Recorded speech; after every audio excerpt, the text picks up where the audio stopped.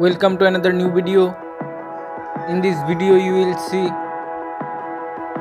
how to fix registration timeout on WhatsApp. Please follow complete the process.